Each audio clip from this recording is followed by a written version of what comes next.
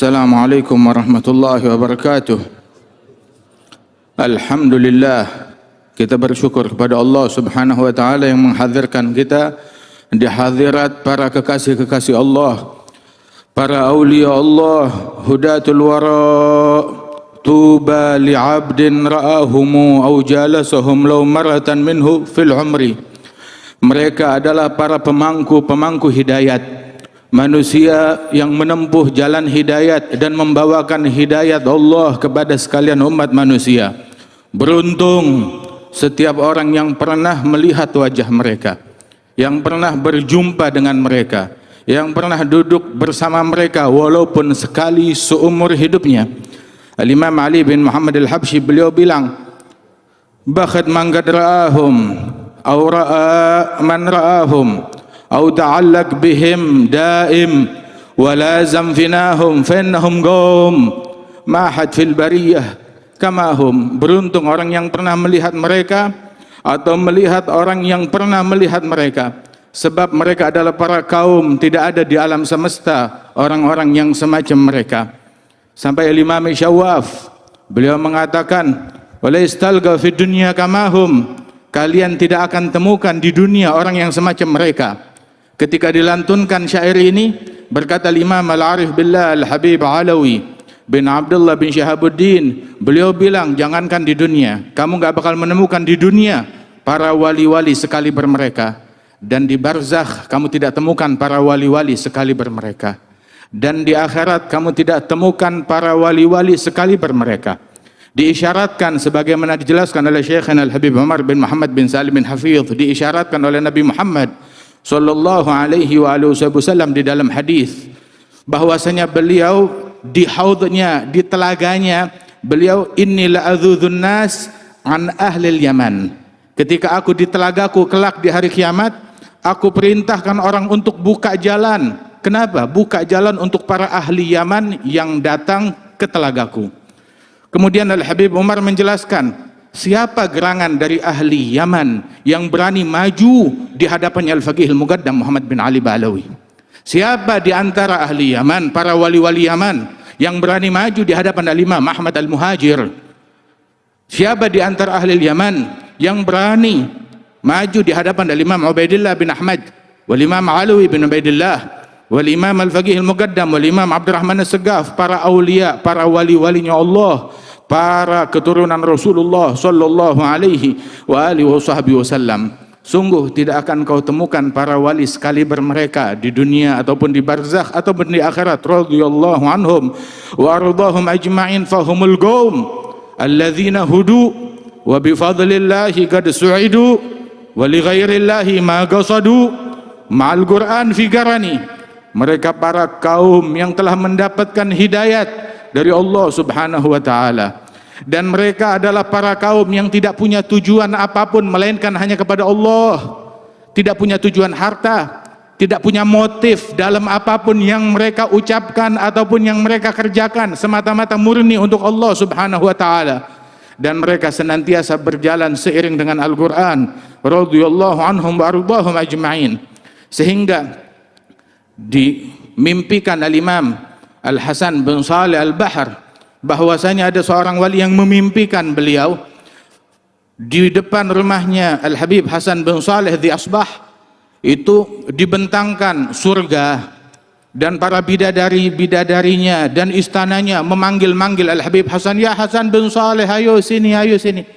Wal Habib Hasan bin Saleh dia buka jendela dari kamarnya dan berkata ke arah surga tersebut, ma muradil hur walal gusur innama muradi kashfus sutur. Yang aku idam-idamkan bukan istana, bukan bidadari, bukan harta, tetapi yang aku cari, yang aku idam-idamkan, dibukakan hijabku oleh Allah Subhanahu wa taala, dibukakan hijab oleh Allah Jalla Jalaluhu wa ta'ala azamatuh. Ayuhal ikhwan, kita mendengar bagaimana Al-Habib Abi Bakar mendidik dengan nazar, dengan pandangan mata, pandangan yang datang dari beliau, dan mengajarkan orang bagaimana belajar untuk memandang kepada gurunya. Ada seorang murid berkata kepada gurunya, Ustadz, saya bertahun-tahun belajar, coba tentukan kitab yang saya baca. Sampai sekarang saya mau belajar kitab, kenapa masih belum ditentukan? Maka berkali-kali dibiarkan, tidak diperintahkan membaca kitab apapun, hingga ketika berulang pertanyaan itu, maka sang guru menegaskan, wahai muridku, kamu mau baca kitab, belajarlah kamu membaca saya. Belajarlah kamu membaca saya.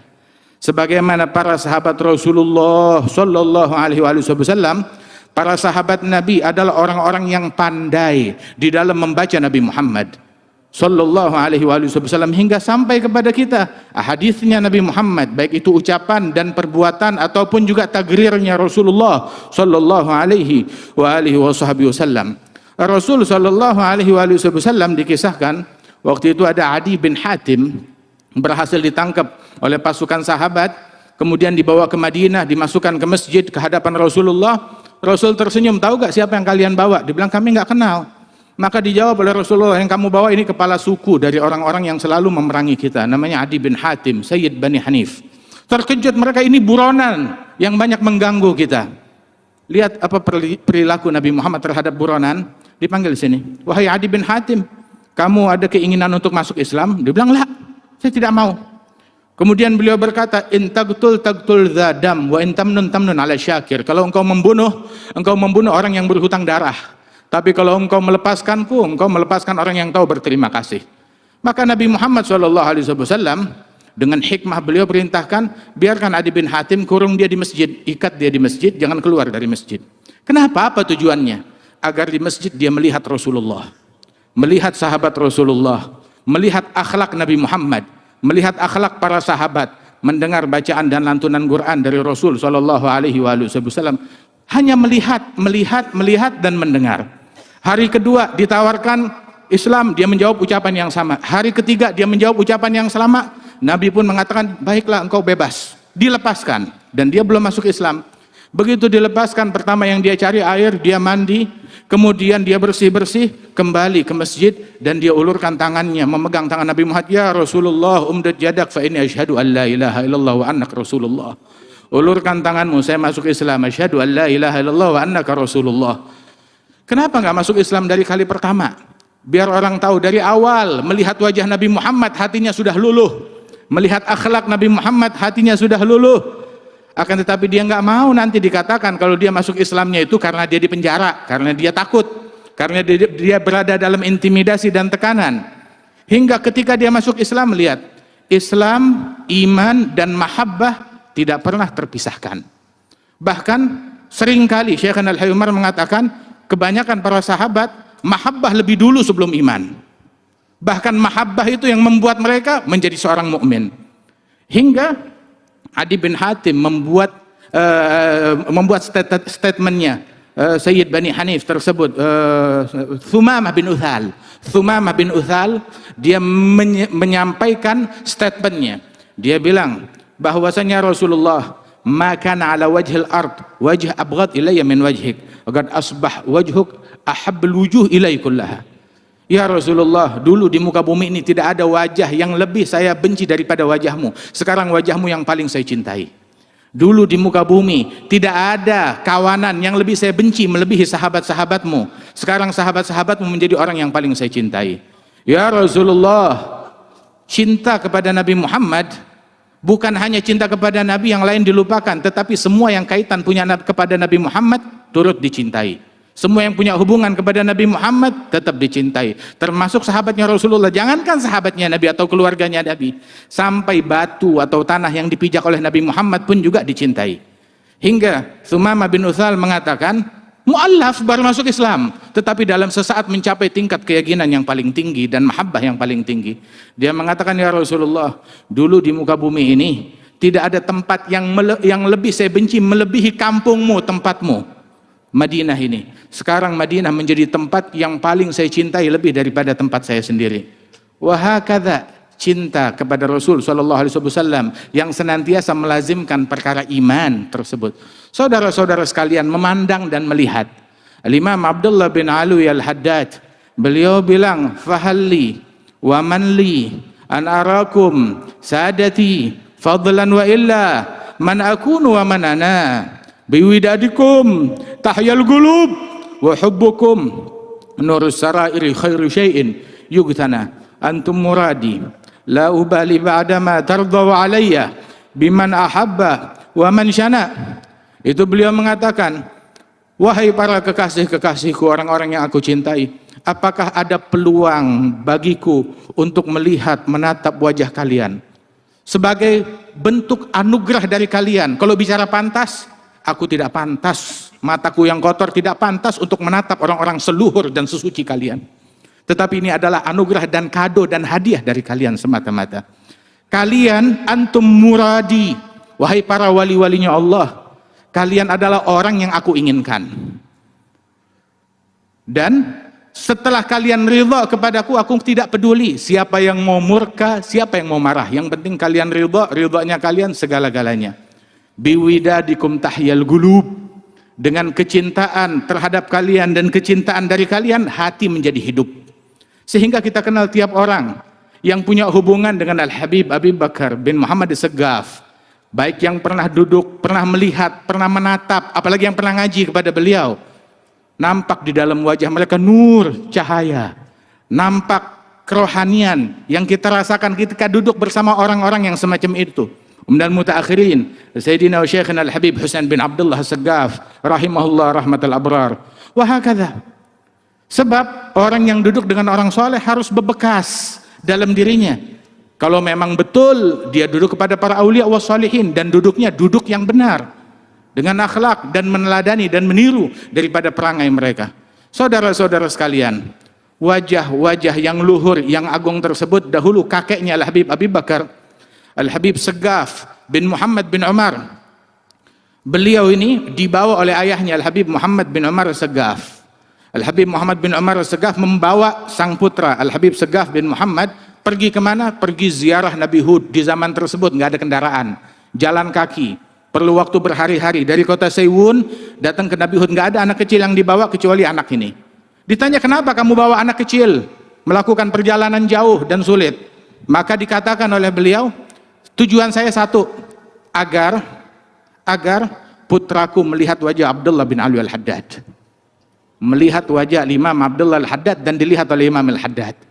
Sehingga dengan tujuan tersebut dibawa ke Nabi Hud untuk melihat wajah para aulia wa salihin, wajah Imam Al-Haddad, dan mendapatkan nazrah dari mereka. Wasar Al-Habib Saggaf bin Muhammad bin Umar, dan memiliki putra seorang wali besar Al-Habib Umar bin Saggaf radhiyallahu anhum ardahum, hingga datang kepada kita Al-Habib Abi Bakar bin Muhammad bin Umar Saggaf. Masya Allah, dengan sir an-nazrah tersebut, dengan sir pandangan tersebut, Al-Imam Ali Zainal Abidin keluar dari masjid, dicaci maki.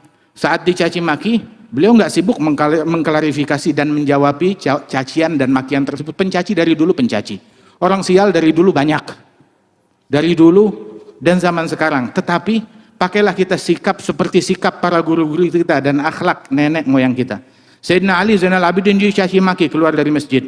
Selesai dicaci maki, beliau mendengarkan, disimak. Sudah selesai dicaci maki, nggak ada jalan untuk menghindar, dihadang untuk dicaci maki. Ya sudah, baik. Udah selesai dicaci maki, beliau mengatakan kepada orang tersebut, apa yang kamu sebutkan, kalau memang benar, fa astaghfirullah, saya beristighfar kepada Allah. Tapi kalau memang ternyata dusta yang kamu ucapkan, fa astaghfirullah lakum, saya memohon ampunan Allah untuk kalian. Mau benar mau salah, saya meminta ampunan untuk Allah dan untuk kalian. Kemudian, alaka hajah, kamu punya hajat yang bisa saya tunaikan, yang bisa saya berikan? Maka orang itu malu. Dia mencaci malah ditawarkan, mau dikasih apa, perlu apa yang bisa saya bantu. Terdiam orang tersebut. Maka Sayyidina Ali Zainal Abidin gak banyak omong, dia berikan pakaiannya, jubahnya, sorbannya kepada orang tersebut, diberikan pakaian. Kemudian dia lihat kepada pengikutnya, uang berapa yang dibawa, dikumpulkan ada 1000 dirham perak, diberikan semuanya untuk orang tersebut. Itu orang ketika melihat akhlak merubah pembenci menjadi pecinta. Ketika melihat akhlak yang luhur tersebut, orang itu berkata, asyhadu annaka ibna binti Rasulillah. Aku bersaksi bahwasanya engkau memang cucunya Fatimah Zahra, cucu Nabi Muhammad sallallahu alaihi wasallam. Melihat akhlak yang luhur, sebaik-baiknya klarifikasi, sebaik-baiknya jawaban adalah dengan akhlak kita, dengan budi pekerti kita. Ketika melihat wajah yang tulus, yang luhur, yang semacam itu, nggak ada orang yang mengingkari kebenaran yang ada pada diri mereka. Al-Habib Muhammad bin Ahmad Al-Mahdar, Zakar Syekhana Al-Habib Umar, beliau menyebutkan ketika dulu ada pimpinan Belanda berjalan di Surabaya, kemudian melihat wajah Al-Habib Muhammad bin Ahmad Al-Muhdhar berjalan di jalanan kota Surabaya. Maka beliau, pemimpin Belanda tersebut, dia tahu di sini ada kelompok orang-orang dari masyarakat etnis Arab yang mana mereka itu terbagi dua kelompok yang saling berselisih. Dan di antara dua kelompok tersebut saya tahu mana kelompok yang benar. Kata ini orang yang non-muslim. Bilang, tahu dari mana kamu? Apa dalilmu? Dia bilang, kelompok yang benar adalah kelompok yang orang ini berada di dalamnya adalah kelompok orang yang benar. Sebab wajah ini bukan wajah orang yang sesat. Kelihatan dari auranya, dari wajahnya. Wajah yang luhur, wajah yang agung. Al-Imam Muhammad bin Ahmad Al-Muhdhar radhiyallahu anhum wa ardahum. Karenanya itu, wajah tersebut, Al-Habib Abdullah Al-Haddad, beliau bilang, fawa asafi, sungguh aku menyesal, aku sedih kalau aku meninggal dunia sedangkan aku belum melihat regenerasi dari wajah-wajah yang semacam ini, dari wajah-wajah yang luhur. Tiap kali ada orang tua sepuh kita, para aulia meninggal dunia, maka kita kehilangan daripada wajah-wajah yang luhur tersebut. Wajah idza ru'u yushharu dzikrullahi fahuwa lahum sima 'alal jibahi yu'rafu ma'nahum bil ishtibahi min haitsu ma yu'rafu dzul jalali halu dzawi da'wa lahum tufarig binuri furganin yarahu dzaig la birtifa'il jah wal khawarig wala bihusnil wa'dhi wal aqwali fa innahum kullu munibin khashi' kullu dhi qalbin munirin lami' la man yushirun nas bil asabi' wa huwa min asril masun khali. Wajah yang luhur, wajah yang agung.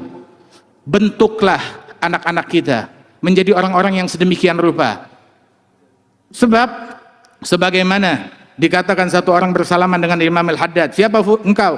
Saya fulan bin fulan bin fulan, abah saya wali, kakek saya wali, terus silsilahnya sampai ke atas. Maka dijawab, kun mithl abik au jaddik au salafik wa illa fa anta jubbah wa imamah wa surah wala syai' fi magsurah. Jadilah kamu seperti ayahmu, seperti kakekmu, seperti salaf dan moyangmu. Kalau tidak, kamu cuma kostum yang dalamnya kosong, melompong. Al-Habib Muhsin bin Alwi Segaf, beliau mengatakan, man fatahul kitab fala yafutuhul mihrab wa man fatahul mihrab fala tafutuhul adab. Yang gagal kitab, gagal di dalam keilmuan. Jangan gagal di dalam peribadatan, di dalam mihrab jangan gagal dalam pengabdian kepada Allah Ta'ala. Gagal ilmu, gagal mihrab, minimal jangan gagal dalam adab, mengikuti adab mereka. Kalau orang-orang dulu kagum ketika melihat dari masyarakat Alawiyin, kagum dengan ilmu mereka, kagum dengan ibadat mereka, kagum dengan akhlak mereka. Sebagaimana Al-Habib Ali mengatakan, awsafuhum tu'jizil wasif idza qad wasaf kam 'abad minhum lahu sirrul khafi kashaf hawa jami' al-fadail, hawa jami' al-fadail wal hala wa dharaf. Sifat mereka membuat orang yang mau mensifatkan kehabisan kata-kata untuk mensifatkan sifat luhur mereka. Mereka telah menguasai segala kemuliaan. Segala kemuliaan enggak ada yang luput dari mereka.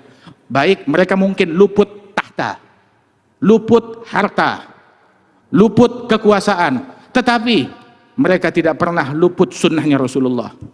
Enggak luput duha, enggak luput witir, enggak luput Al-Quran, enggak luput tahajud, enggak luput kesucian hati, enggak luput menjaga matanya dari yang haram, enggak luput di dalam menjaga mulutnya dari yang haram. Radhiyallahu anhum wardahum.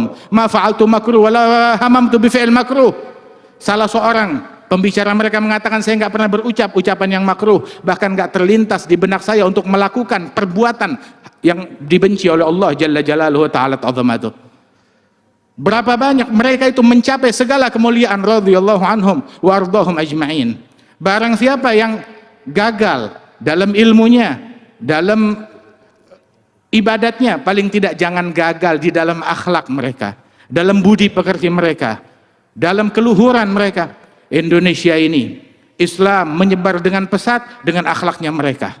Ketika melihat wajah-wajah yang luhur, wajah-wajah yang tulus, melihat akhlak budi pekerti yang mulia, yang dimuliakan, yang diagungkan oleh Allah Jalla Jalaluhu Ta'ala Ta'zamatuh. Mudah-mudahan Allah Ta'ala, Allah yarud ma'afat wa yuhyi mamat. Allah Ta'ala hidupkan. Apa yang telah luput didatangkan lagi ke zaman kita ini. Apa yang telah mati dihidupkan lagi di zaman kita ini. Dari akhlak mereka, dari sifat mereka, dari perangai mereka. Lihat kepada Al-Habib Abu Bakar, lihat kepada ucapan beliau, lihat kepada perangai beliau, lihat kepada akhlak beliau, dan terapkan di rumah kita, di antara keluarga kita dan anak-anak kita. Kita hadir haul, kita hadir maulid, kita hadir majlis, akan tetapi pulang ke rumah bikin acara kawinan campur lagi laki perempuan.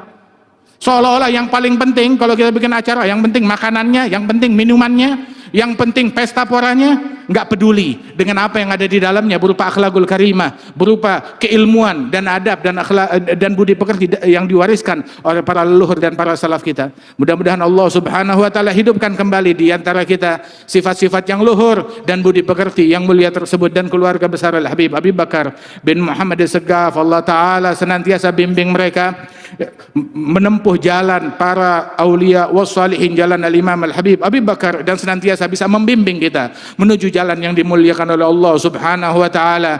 Dan Allah Subhanahu wa taala insyaallah menjadikan kita tidak keluar dari majelis ini melainkan dosa kita diampunkan oleh Allah taala, hajat kita dikabulkan oleh Allah Subhanahu wa taala, keluarga kita diperbaiki keadaannya oleh Allah Subhanahu wa taala, dan hati kita disucikan dan dibersihkan oleh Allah Subhanahu wa taala.